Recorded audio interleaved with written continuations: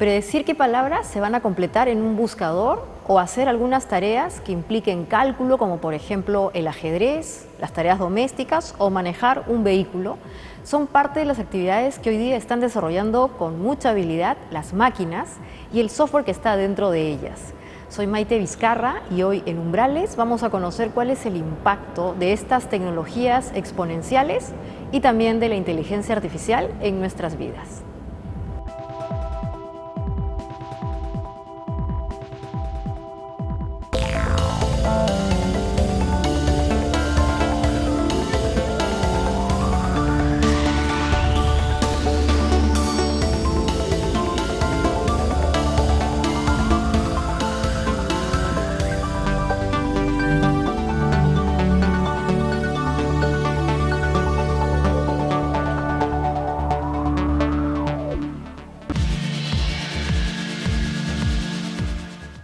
Cualquier tipo de actividad se puede traducir en instrucciones. Las instrucciones ordenadas, como secuencia, es lo que se conoce como un algoritmo.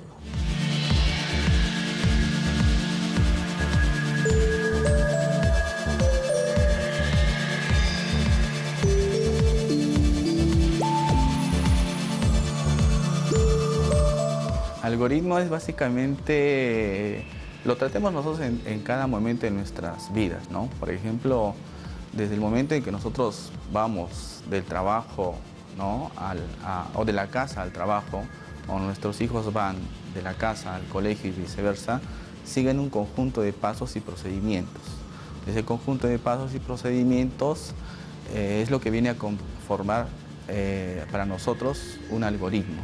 Es decir, por ejemplo, alguien que va a ir al colegio, el niño se levanta, toma desayuno, luego previamente se ha bañado, se ha alistado, luego espera su movilidad, si es que tiene movilidad, o se va a tomar el bus, ¿no? O si es que está cerca, va a irse caminando, ¿no? Luego llega al colegio a cierta hora, en cierto tiempo, y asiste a clases. Entonces, te detalló un conjunto de pasos, ¿no?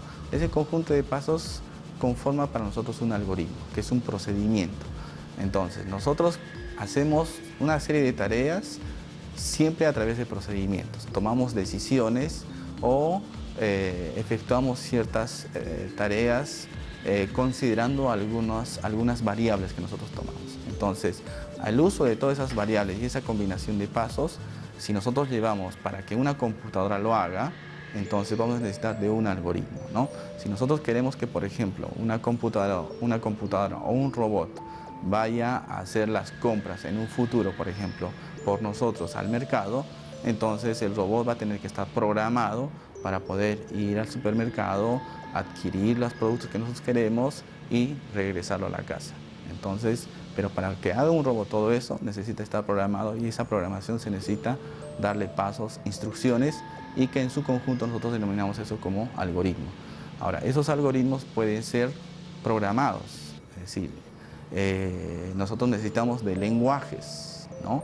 Y en el caso de computación se denominan los lenguajes de programación, que son lenguajes que sirven para dar instrucciones a las máquinas, ¿no?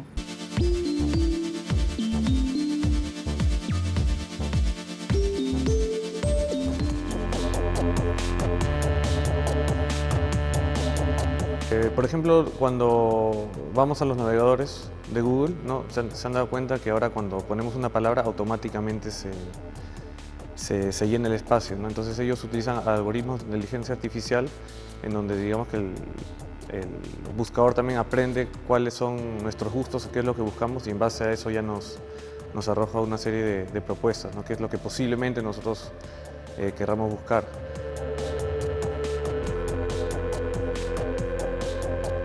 Los bots, que son los robots pero solo de software, ¿no? Que corren en las computadoras, pueden empezar a reemplazar, y de hecho están reemplazando, trabajo humano.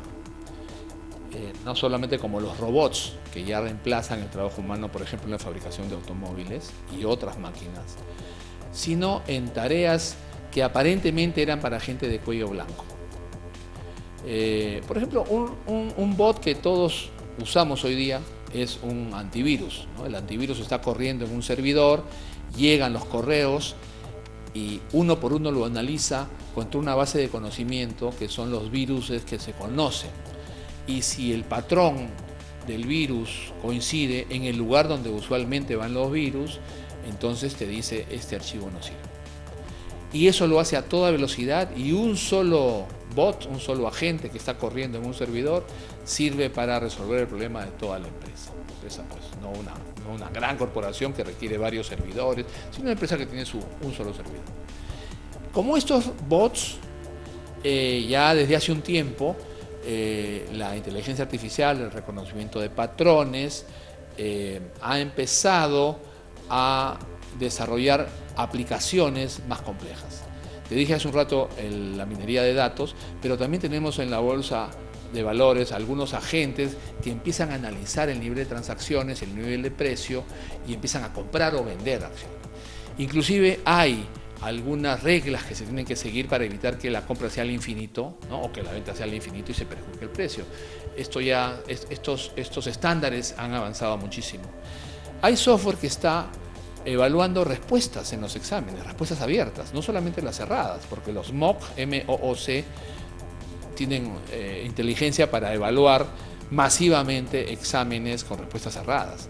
Pero ya está experimentándose en edX, que es esta plataforma de Harvard y otras universidades, con las respuestas abiertas. O sea, te doy una pregunta que no se responde con sí o no, sino que me tienes que poner un texto. Y ese texto lo puede analizar contra, por supuesto, heurística o reglas que algún profesor o algunos profesores le han podido enseñar a la máquina. No, todavía no tenemos la cultura de investigación. Entonces, nuestro grupo es uno de los primeros grupos a nivel nacional que está desarrollando este tipo de tecnología, ¿no? Tenemos aplicaciones de visión computacional, inteligencia artificial, como te mencionaba anteriormente, en lo que es, por ejemplo, una aplicación sobre el diagnóstico de fertilidad masculina, y eso lo trabajamos en conjunto con una empresa que nos trajo el problema.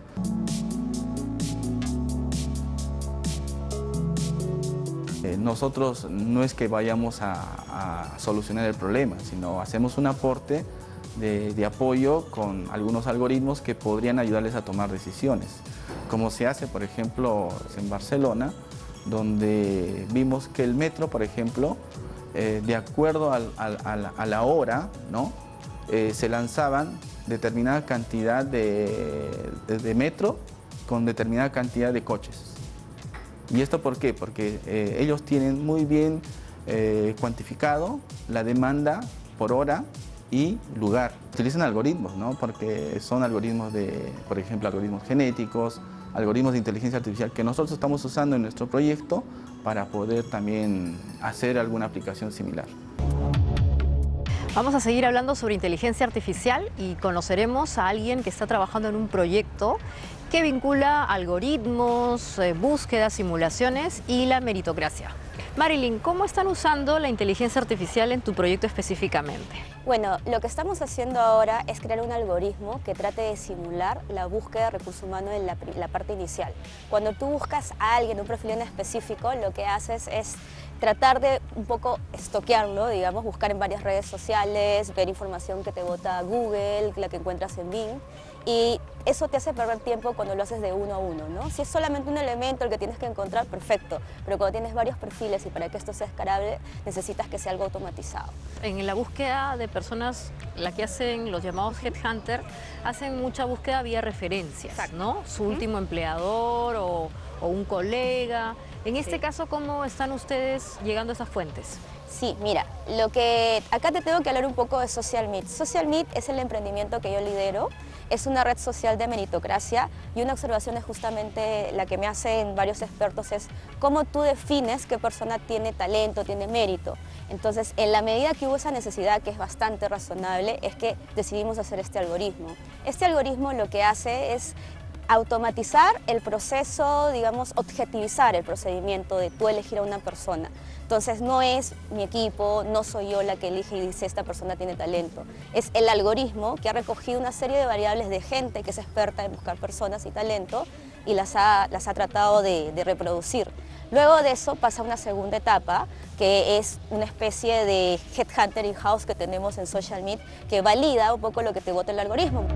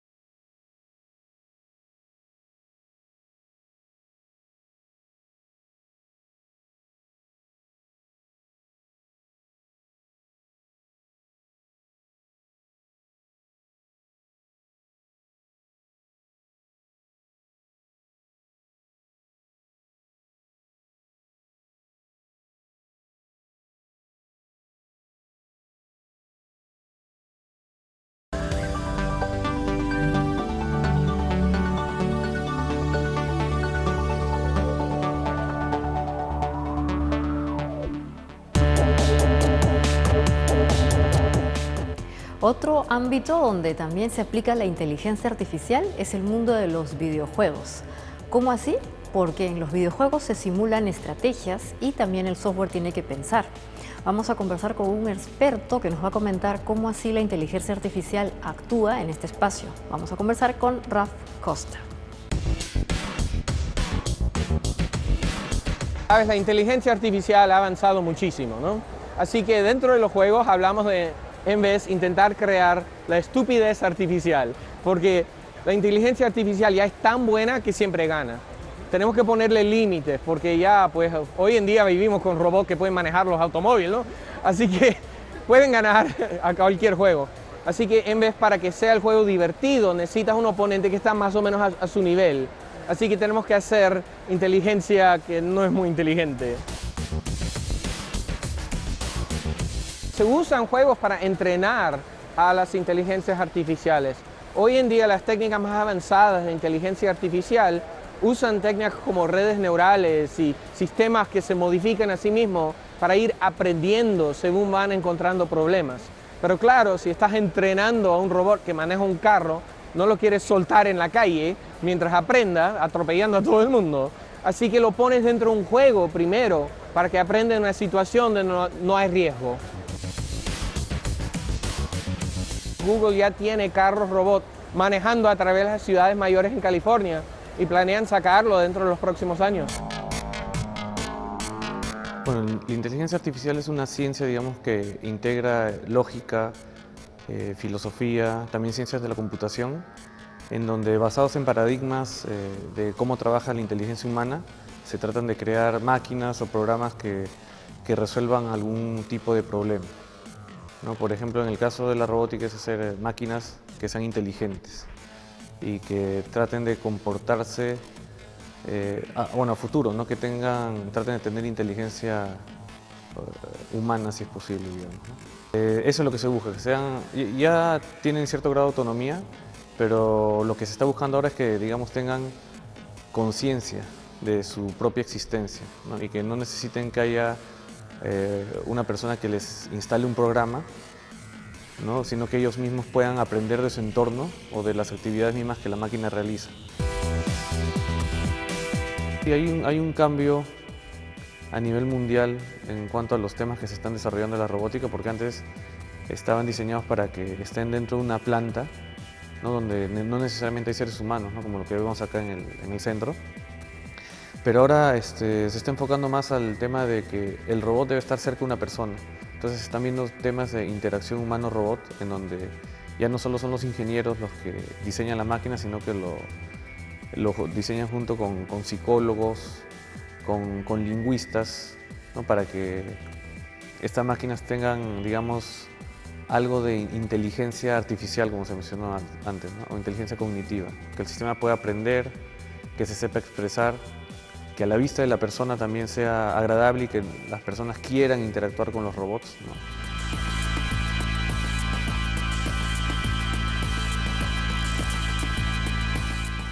Hay un fenómeno que se conoce como la singularidad y que implica equiparar la mente o la inteligencia de las máquinas y la de los humanos. Se ha previsto que este momento además podría estar aproximadamente en la ventana que va del año 2030 al 2050. Y la singularidad es una situación que a algunos científicos como Steve Hopkins y a Bill Gates les está suponiendo algunas alarmas porque pudiese implicar para la humanidad una situación incontrolable. La Universidad de la Singularidad es un espacio que está empezando a generar mucha popularidad entre la gente vinculada con la innovación tecnológica, la ciencia, la tecnología. Y hay unos pocos peruanos, en verdad solamente 3 hasta el momento, que han tenido la oportunidad de ir a este espacio y encontrarse con la tecnología que de alguna manera va a ser lo más disruptivo en los próximos tiempos. Yo me incorporo, me vengo a meter en este mundo cuando participé en Singularity University en el 2014 y uno de los fundadores de esta organización es Ray Kurzweil y él tiene su libro que es The Singularity is Near y explica, ¿no?, cómo en el 2045 el poder de la computación llega a equiparar al ser humano y de ahí todo es más rápido incluso. Entonces la premisa es la tecnología es más rápida que nosotros.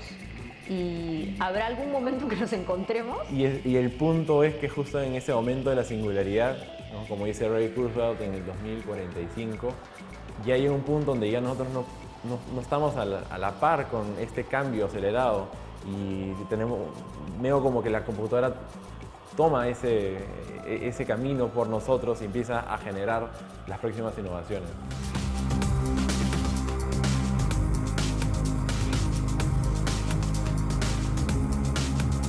Para este tema que estás abordando tienes que vincularlo con la singularidad. O sea, justo el miedo que se está generando es por un evento en la humanidad, en la cual no se va a poder predecir qué es lo que va a suceder, porque el nivel de inteligencia de las máquinas, de las inteligencias artificiales, van a crecer a un nivel exponencial tan alto que se van a convertir en superinteligencias. Entonces la capacidad cognitiva de los seres humanos para poder comprender tan solo o dar una visión de qué es lo que está sucediendo va a escapar de nuestra propia capacidad humana. Pero también es una oportunidad en la cual podemos utilizar el potencial de estas tecnologías que son muy altas, que se están aplicando en diferentes sectores, desde medicina, ingeniería, salud, eficiencia en procesos, disminución de costos, una serie de ventajas, pero el problema es de que estas inteligencias nos sobrepasan en la capacidad, entonces ya no podemos gestionar su talento y puedan de repente hacer procesos o tomar decisiones que no podamos controlar. Estos escenarios, por ejemplo, se han visto de repente en lo que es ciencia ficción, de repente en Terminator. Entonces, Skynet logró generar conciencia y empezó a controlar, que es una inteligencia artificial, logró controlar el mundo a nivel tecnológico y a través de las máquinas decidió que la humanidad no debía seguir existiendo.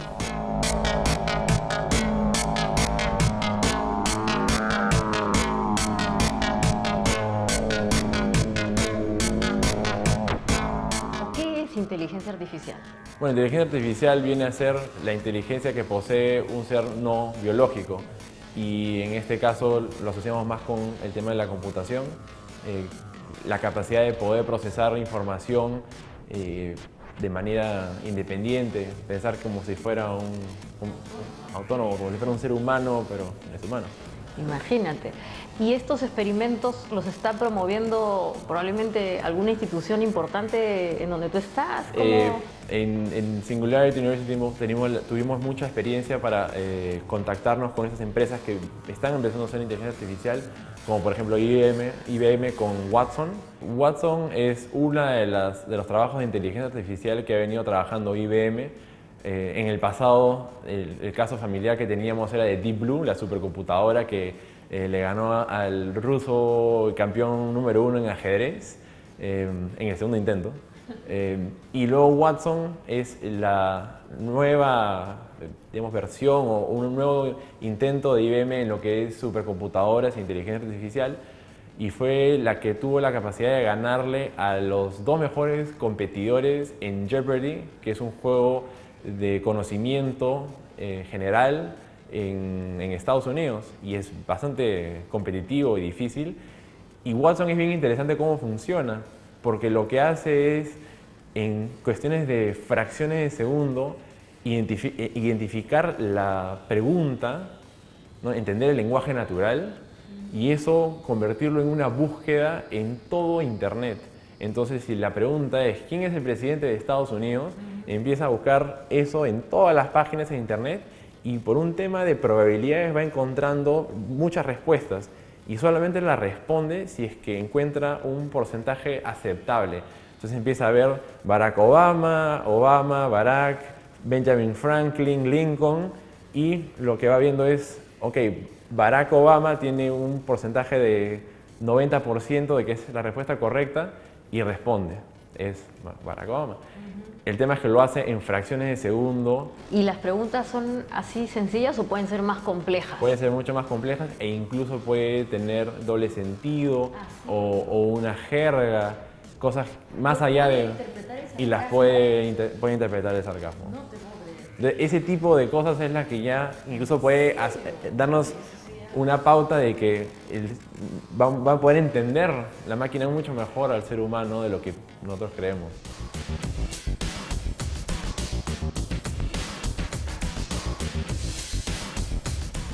Sí, es interesante. Stephen Hawking piensa que tanto como los extraterrestres como la inteligencia artificial son una amenaza a la especie, ¿no? Y otras personas ven más bien el futuro como prometedor, ¿no? Yo creo que mientras que se respete el principio de precaución, ¿no? Mientras que se avance lentamente y haya, digamos, la tecnología para predecir lo que estas computadoras vayan a hacer, no nos queda otra que seguir adelante, ¿no? El no inventar esas tecnologías puede producir más daño, ¿no? Porque se pueden salvar vidas humanas, se puede superar a la muerte, se pueden superar las enfermedades, etc., ¿no?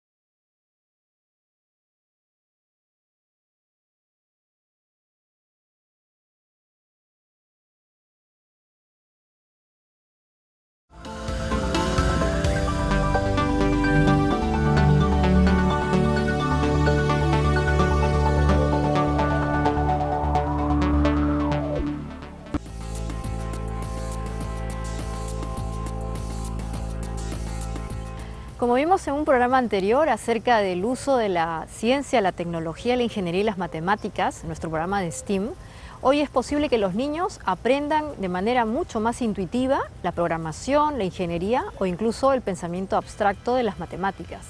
Y en ese marco probablemente sea importante que también empiecen a usar de mejor manera las máquinas inteligentes o los robots. ¿Por qué es importante esto? Pues porque en el futuro probablemente vamos a tener mayor contacto con este tipo de máquinas inteligentes y ello implicará tener una ventaja competitiva respecto de los otros.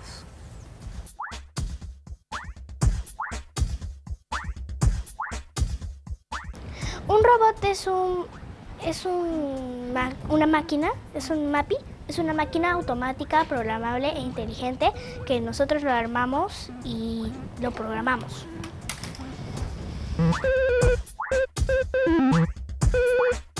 Un robot es inteligente ya que realiza las órdenes que nosotros le programamos.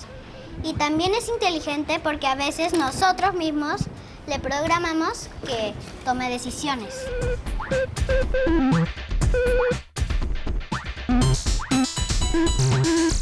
Hay un estudio muy importante que es de la Comisión Europea, que es el órgano más importante de toda la Unión Europea.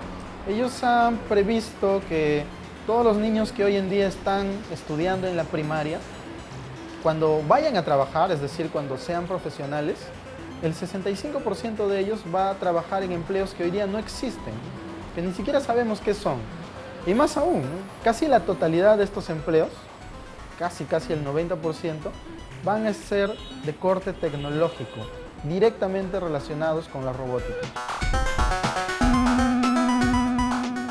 Ya hay plantas piloto en Alemania y Japón, donde estas máquinas sí son robots. Entonces, cuando un ser humano entra a la planta, las máquinas saben que hay un ser humano, se acomodan al trabajo con una persona, toman sus propias decisiones. Naturalmente en base a los algoritmos que se han programado previamente, pero sí hay decisiones y respuestas que no han sido programadas, ¿no? Que surgen de la complejidad de la programación. Es importante que los niños de ahora entiendan estas tecnologías, que se familiaricen con ellas, porque finalmente nuestros hijos, sobrinos, cuando salgan a trabajar se van a encontrar con que de 10 empleos, 6 implican saber interactuar con un robot, ¿no? Bien, estamos en Roboticis, en el taller de robótica. El taller de robótica en este caso está orientado para niños entre 8 y 9 años, es el grupo que llevamos, y está básicamente, vemos básicamente lo que es la parte mecánica, la parte electrónica y la parte de programación en un robot, de tal manera que se integren estas partes, conozcan bien cada una de ellas, para que después ellos puedan integrar la parte mecánica, la parte electrónica y la parte de programación y sacar productos como estos de acá. Usamos lenguajes como el Scratch y el NXT para programar las instrucciones.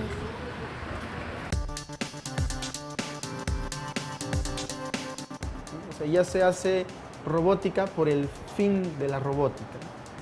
Y es más, ya hay corrientes como filosofía de la robótica, ética de los robots.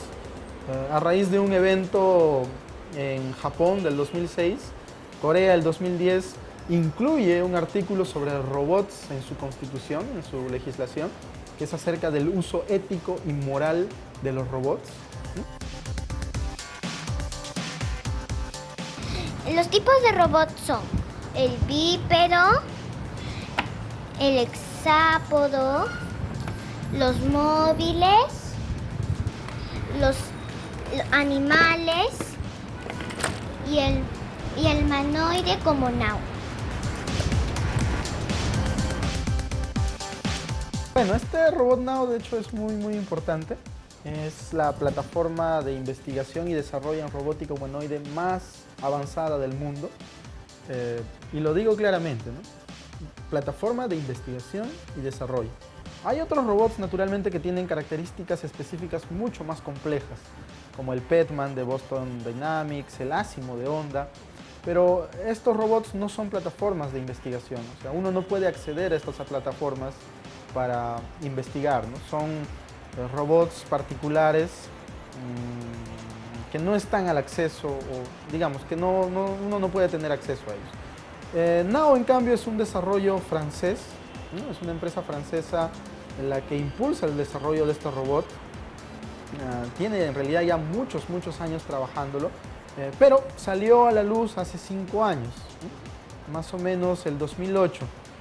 Nosotros lo conocimos así, en algunos eventos en los que comenzaron a presentar los primeros prototipos del robot. Nos pareció siempre muy interesante esta tecnología que en un principio era cara, ¿no? Tener un robot de estas características es muy caro.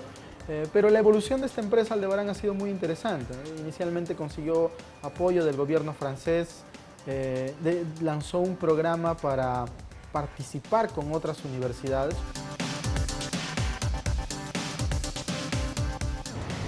Los robots nos sirven para poder cargar cosas muy pesadas y pueden ayudar en construcciones para cargar materiales pesados que el hombre no lo puede hacer. Los robots pueden estar programados para salvar vidas y hacer muchas cosas más.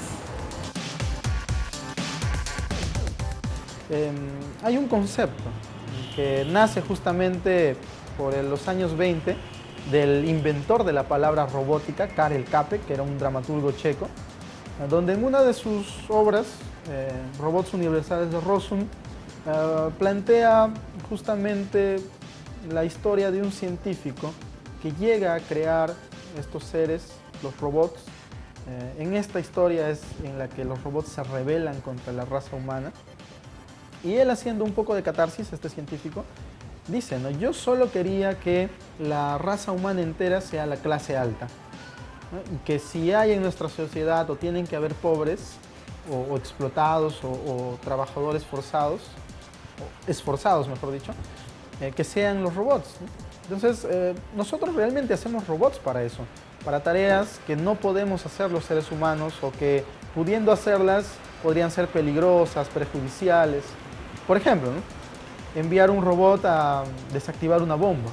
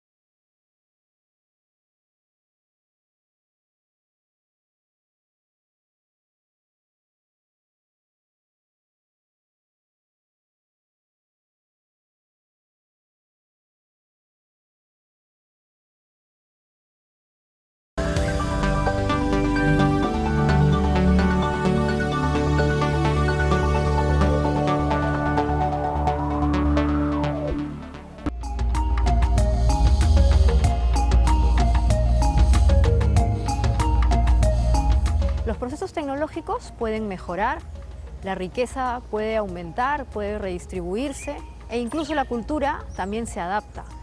Parece que eso cambia, pero hay algo que se mantiene de manera constante y es la condición de ser humano. Sin embargo, hay un movimiento muy reciente que se llama transhumanismo, que está planteando que incluso esta condición, la de ser humano, puede cambiar por efecto del uso de tecnologías disruptivas o exponenciales. En 2030, 2040, 2050, hay varios estimados en qué momento se va a llegar a la singularidad, ¿no? Que es el punto en que las computadoras llegan a ser tan potentes como un cerebro humano, ¿no? Para eso tendría que aparecer la computadora cuántica o algo parecido a una computadora que piense como piensa el cerebro, y a partir de ahí se van a hacer más inteligentes, ¿no? Entonces sería absurdo tratarlos como inferiores siendo superiores. Entonces tenemos que reevaluar la ética, reevaluar lo que es la humanidad, qué es ser humano, ¿no? En la medida que vayamos incorporando esas tecnologías, vamos a poder entender que parte del ser humano es utilizar tecnología, ¿no? Que no hemos parado de utilizar tecnología, ¿no? Nuestras manos, por ejemplo, son producto de nosotros mismos. Si no hubiéramos manipulado herramientas, no hubiéramos tenido la pinza precisa que tenemos.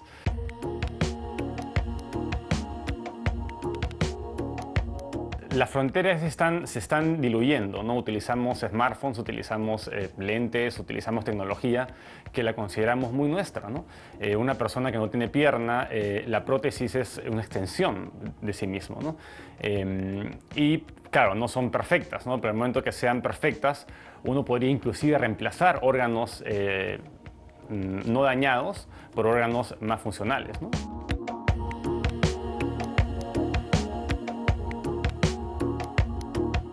Y en esta historia que tú comentas que la gente, digamos, las generaciones más jóvenes entren al mundo de la biotecnología sin miedo, hay algunos eventos relevantes, ¿no? Que incluso desarrollan prototipos. Hay una competencia internacional que me parece fantástica, que se llama el iGEM, International Genetic Engineered Machines, que lo que hace es trae a estudiantes de colegio, de universidad, una vez cada año para que presenten esta máquina, pero viva, ver qué es lo que han logrado hacerla hacer, ¿no? Y tienen una meta de resolver un tipo de problema puntual utilizando la manipulación genética. Como por ejemplo, los mejores casos que he escuchado hasta el día de hoy es el de poder remover el oro de los circuitos integrados, o poder sacarle reciclar la materia orgánica y convertirla en plástico para luego ser usado en impresoras 3D o producir energía,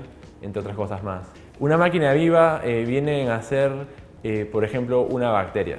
Una bacteria es un organismo vivo que nosotros lo podemos reprogramar, es decir, podemos hacer de él la máquina y cambiarle su software. Una bacteria tiene su propio ADN, pero yo puedo modificarlo sin mucha dificultad en ciertos casos, ese ADN, e insertarle nuevos genes. Nuevos genes que lo que van a hacer es cambiar el comportamiento de la máquina, a esta máquina. Y es muy complicado poder reprogramar bacterias. Depende. Sí, mi startup, que es Arcturus BioCloud, nosotros justamente nos metimos a este campo de la biotecnología para ver cómo podemos facilitar el proceso de modificaciones genéticas y traer innovaciones en el campo de la biotecnología. Nosotros, y mi caso está siempre paralelo, que en los años 70 Steve Jobs y Steve Wozniak trajeron una computadora personal que nadie pensaba cuál era el uso que realmente iba a tener en el futuro, pero que trajo mucha gente innovadora a crear cosas. Nosotros traemos este mismo concepto de lo que hacemos hoy. Las empresas grandes, los laboratorios grandes cuentan con máquinas súper grandes, sofisticadas, pero los innovadores, la gente que no tenemos, los biohackers, no cuentan con esta infraestructura, y yo lo que quiero es brindarles ese acceso. Mi empresa, a partir del 2 de marzo, se integra a IndieBio, que es una aceleradora de biotecnología, y como parte del aporte de esta aceleradora es un espacio de laboratorio común y de coworking exclusivamente para biotecnología, donde tenemos todas las máquinas necesarias para hacer este tipo de desarrollo.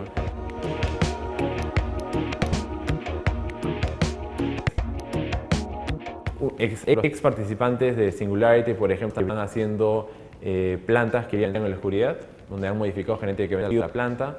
Y hay otro que ha sido participante de las empresas de Singularity, que hoy día su startup es de crear carne en laboratorio.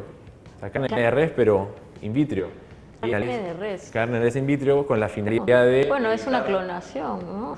Pero no estamos creando ningún no animal. Es del animal. Están sacando las células y las estamos fermentando, entre otras palabras. Estamos haciendo que se reproduzcan. Pero eso que quieres, eso es interesantísimo. Eso quiere decir que en el futuro entonces ya no te puedes comer una vaca, ya te vas a esta En historia. el futuro vas a tener la opción de que si es que tú no querías comer carne porque te da pena el animal, por ejemplo en mi caso. pero te gusta la carne, pues ahora te puedes comer un pedazo de carne que ha sido criado en el laboratorio y no has matado a nadie. No matado a nadie. Ya, me encantó.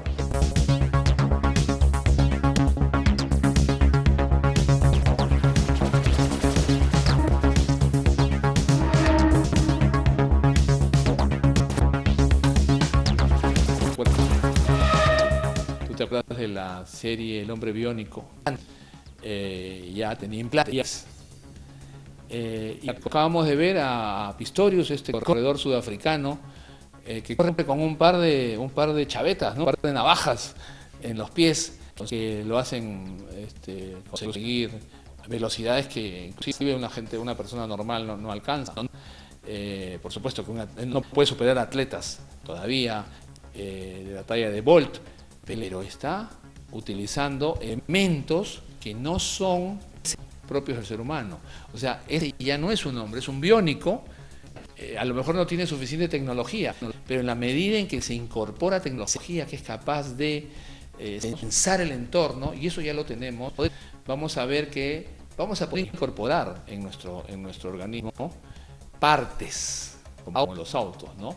Ya no son autopartes, sino humanopartes que puedan reemplazar, ayudar y mejorar inclusive nuestras capacidades. Eso me parece que también es una línea de desarrollo, la transhumanización, que nos va a sorprender en el futuro cercano.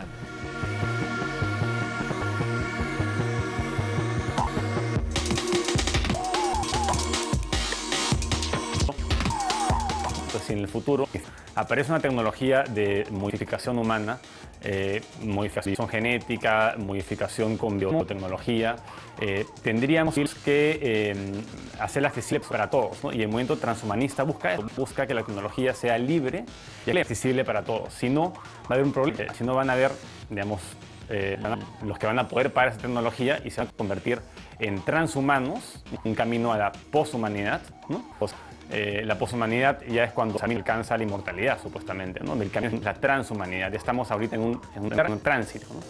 Pero también van a haber los que o no van a poder modificarse, no van a tener opción de modificarse genéticamente, o no van a querer, ¿no? Va a haber un movimiento contra tecnología, como lo hay hoy en día, probablemente continúe.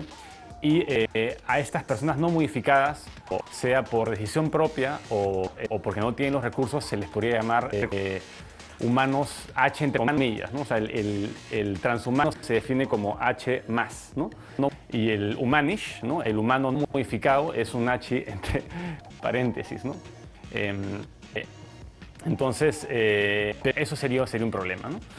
Pero si es que todo el mundo acepta el transhumanismo y acepta utilizar esta tecnología, entonces la diferencia entre el robot y el ser humano no va a ser tan diluida, la tecnología va a estar tan entremezclada que no tendría un sentido una guerra como la del Terminator, ¿no? Porque todos seríamos en parte máquinas, ¿no?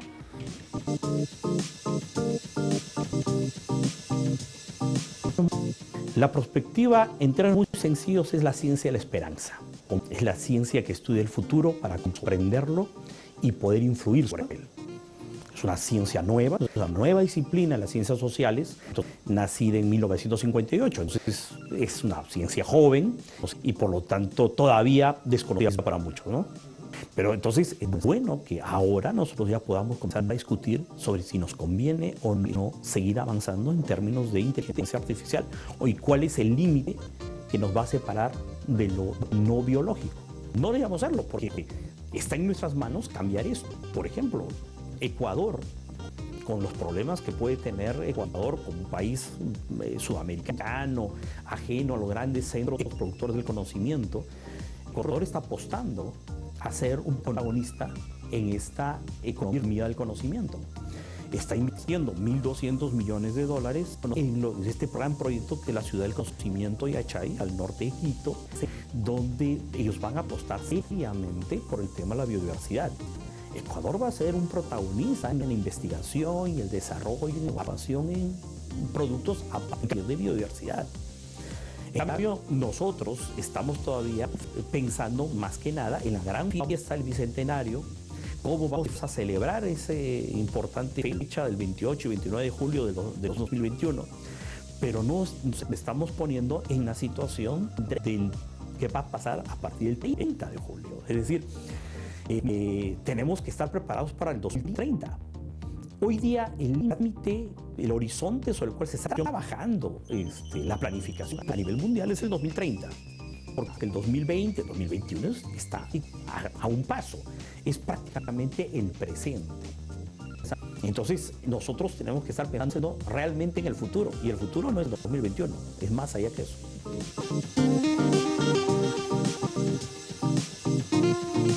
Tuve la suerte de ser invitado a participar en la 5ª conferencia FTA, que es Future Oriented Technology Analysis, que es la conferencia más importante del futuro que se realiza cada 2 años en Europa.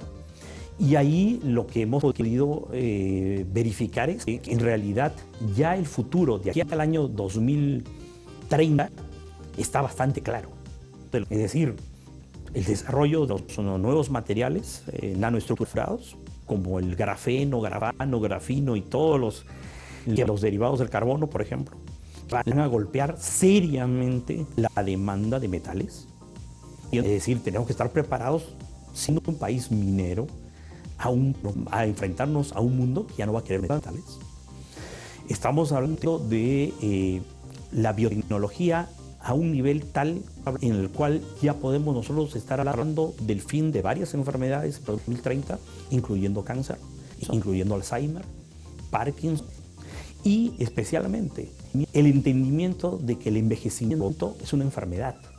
Por lo tanto, la generación de los millennials, esos que han nacido a partir del año 2000 para adelante, van a ser los primeros que van a tener la opción de ver su vida prolongada indefinidamente.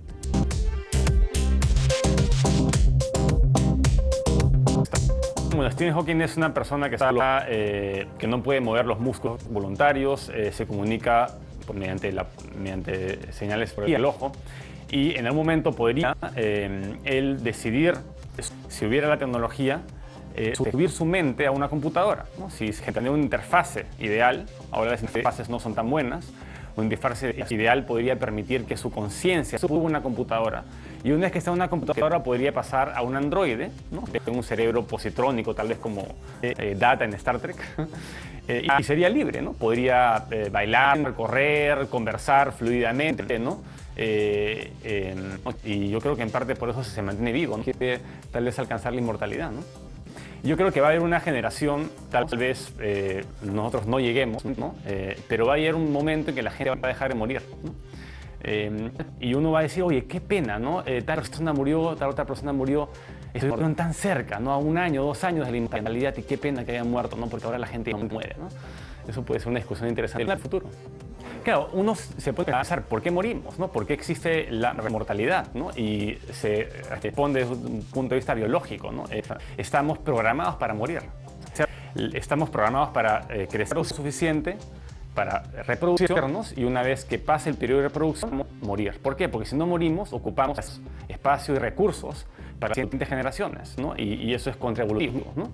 Entonces, lo ideal es que los organismos vivan lo suficiente para reproducirse y ahí mueran. Entonces, los telómeros, el ADN está programado para morir, ¿no? Uno podría reprogramarlo para no morir, ¿no? Y seríamos seres sempiternos, ¿no? Que moriríamos únicamente si nos matan, como los elfos del Señor de los Anillos, ¿no? Y viven indefinidamente, ¿no? Hasta que los maten, que sean inmortales, ¿no? Pero pues, si llegamos a capturar la conciencia de una computadora y tenemos un backup en la iCloud, digamos, pues de alguna manera seríamos inmortales, ¿no?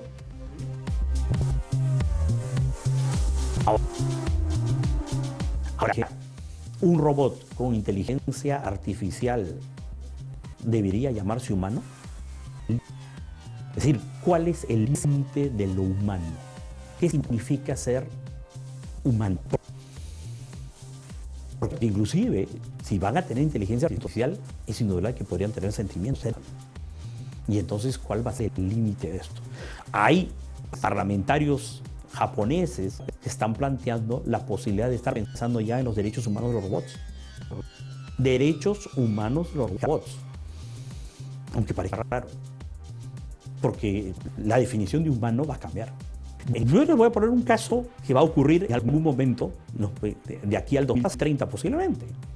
¿Qué va a pasar un viernes 5 de la tarde cuando uno esté terminando las labores en su oficina y quiera apagar la computadora y aparezca un mensaje en la pantalla que diga, por favor no me apagues, déjame encendido? ¿Qué van a hacer? ¿Lo pagarán? ¿No lo pagarán? Ya en ese momento, digamos, ya tendremos que aprender a convivir con las máquinas. A lo mejor podrán ir también estos seres,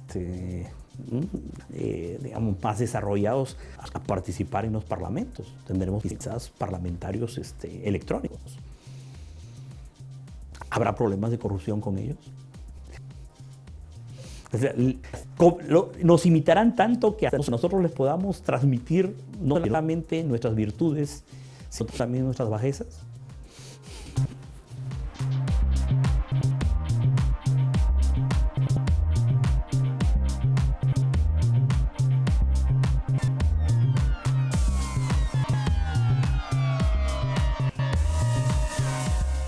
El futuro que hemos visto hoy en el programa está vinculado con la nanotecnología y la biología, que se juntan en un nuevo espacio llamado biología sintética, que entre otras cosas va a permitir el desarrollo de nuevos materiales o incluso sustituir materias primas. El futuro entonces ya no va a estar en las materias primas, sino en la capacidad de poder reproducirlas o incluso copiarlas. Y ese futuro también nos plantea algunas preguntas respecto de las máquinas y su inteligencia, o la inteligencia artificial. ¿Cuál es el rol que vamos a tener los seres humanos respecto de esta situación? ¿Será complementaria? ¿Será sustituta? ¿O simplemente seremos unos observadores de los cambios que se darán? Pero el futuro en verdad está hoy. La gran pregunta es, ¿qué estamos haciendo con nuestros niños para que ellos sean capaces de aprovechar esos avances y obviamente no se conviertan en meros espectadores?